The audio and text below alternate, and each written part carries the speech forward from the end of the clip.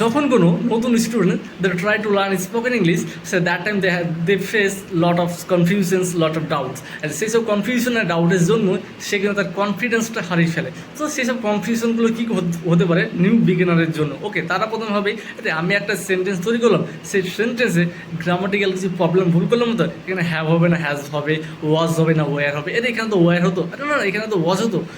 এইসব কনফিউজের জন্য তারা সেই স্পোকেন ইংলিশ বলার যে কনফিডেন্স, সেই কনফিডেন্সটা হারিয়ে ফেলে। ওকে, তাহলে আমাদের এইসব থেকে কী করে বেরিয়ে আসতে হবে? আমি তোমাদের একটা কথা বলে রাখি, without making mistake we not able to make a right sentence. Okay, first of all you make wrong sentence, after that's you have to make right sentence.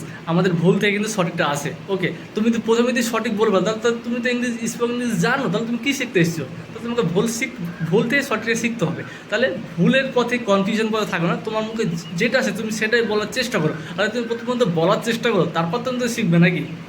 Thank you for tuning.